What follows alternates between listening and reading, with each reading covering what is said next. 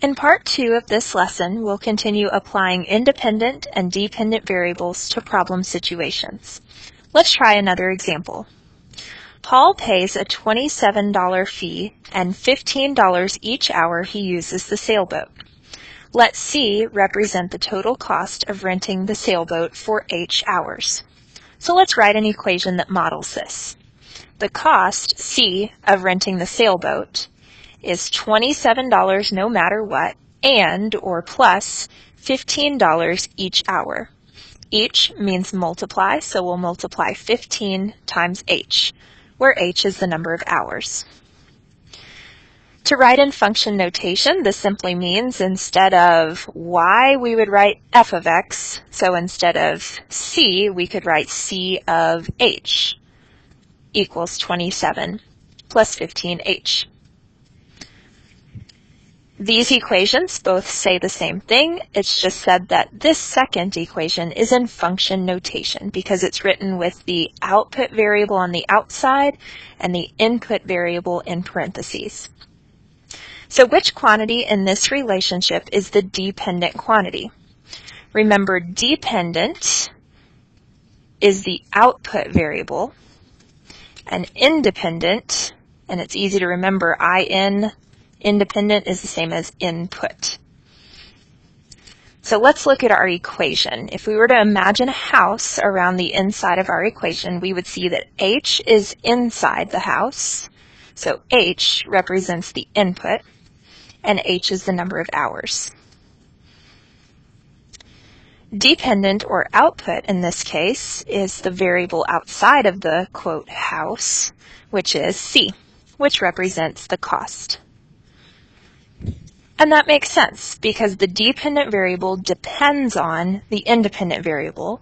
In other words, the cost of renting the sailboat depends on how many hours he rents it. Paul has a budget of $200 to spend on renting the sailboat. What domain and range are reasonable for this situation? Well, let's use the $200 that's given here and decide, is this C, the cost, or H, the hours? Because it's dollars, I know that this value represents C. So let's take our equation and plug in, instead of C, we can plug in 200. So now we have an equation that we can solve for H. So we'll draw our line, box our variable, and do the opposite of 27 on both sides, which is minus 27. This gives us 173 equals 15H. And the last step is to divide both sides by 15. So we see that H equals, and it's actually a decimal, it's 11.53 repeating. Okay, so what this tells us is that if he has $200 to spend, he can rent the sailboat for 11.533333 hours. Well, this sailboat company is probably not going to let him go the extra half hour, so this probably means he'll only be able to rent the sailboat for 11 hours if we round down. So let's write the domain and range. Remember, domain represents X, or the input. In this case, our input variable is H, the number of hours. R, or range, represents Y, the output, which in this case is C, the cost. So let's think about this. If the domain represents the number of hours he can rent the sailboat, well, if he decides not to rent it at all, he can rent it for 0 hours. And if he decides to use all $200, he can rent it for 11.53 hours, which we'll probably have to round down to 11 because he can't charge for half an hour. That would make him go up to the next hour, and he doesn't have enough money for that.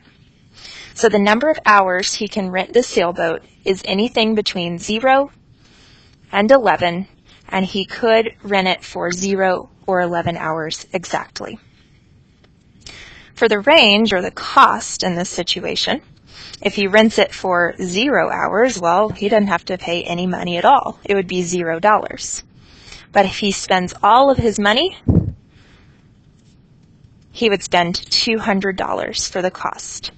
So the cost C can be any number between 0 and 200, with 0 and 200 included. Let's try another example. Katie's mom gave her $15 to send flowers to her friend for her birthday. To determine the total cost of the flowers T, the equation T equals 0.6 L plus 750 can be used, where L represents the number of lilies used in the arrangement. Well, if we interpret this equation, T represents the total cost, L is the number of lilies, so this 0.6 must be the cost for each lily. The 750 might be something like delivery or a cost for shipping, or maybe extra tax or some other fee that gets tacked on to the end. So let's identify, once again, the dependent variable and the independent variable. Dependent is the output variable. Independent is inside, it's the input. So I'm actually going to draw my house around this equation here. Okay, the house goes around the inside, and we see that L is inside, so I'll label it I. T is outside, so I'll label it O. So the dependent quantity is output, outside. It is T, which represents the total cost. And the input, or independent quantity, is inside the house, which is L, the number of lilies. Okay, so let's decide which of the following is true. The value of L, which represents the number of lilies, is constant in relationship to T. Or B, the value of T is constant in relationship to L. This means that no matter how many lilies you buy, the cost is the same. Well, that doesn't make any sense. Constant means the same, and there's no way if you buy 2 lilies versus 10 lilies that the cost is going to be the same, so we can eliminate A and B.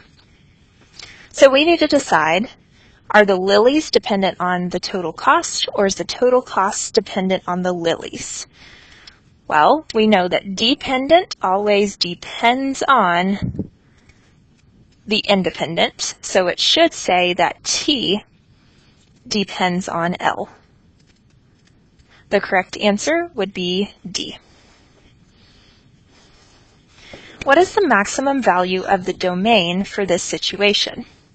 Well, domain is always X, or the input, and in this case, the input value represents L, the number of lilies. So what's the maximum number of lilies that Katie can buy? If you look back at the original problem, you can see that in the very first sentence, she has $15 to spend on these lilies to send to her friend. So if she has $15 in our equation, we could replace the total cost, which is how much she has to spend, with $15. This will allow us to find how many lilies she can buy with $15. So let's solve. We'll subtract 750 on both sides. And 15 minus 750 is 750. And then we'll divide by the cost of each lily, which is 0.6. So typing in our calculator, 7.5 divided by 0.6 is 12.5 equals L. So if L represents the number of lilies, this means she can buy 12.5 lilies with her $15. Well, that doesn't make any sense. There's no way you can buy half of a lily. So we'll actually have to round down. The maximum number of lilies she can buy is 12. Okay, in other words, Katie can buy 12 lilies or less. So the maximum number she can buy is 12, but she could buy any amount less than that. Number 4, if y is a function of x in the equation y equals 6x minus 4, which of the following statements is true? I'm going to start by drawing a house around the inside of the equation and labeling what variable is inside and what variable is outside. So we see that x is inside, that means x is independent. And y is outside, that means y is dependent. Okay, so we need to be looking for a statement that says our dependent variable y is or equals this expression here. So answer A, the independent variable x is. Well, it is true that x is independent, but our equation doesn't say x equals. We can eliminate A. Part B, the independent variable y. Well, y is not independent, so B can't be it either. C, the dependent variable x is. Well, x, again, is not dependent, so it can't be C. And then part D, the dependent variable y, that looks good. Is mean equals. Than is a flip word, so if we start with 6 times the independent variable x, we would get 6x, and then 4 less means subtract 4. Those equations now match. The correct answer is D. Now, go practice the skills you just learned by completing your assignment.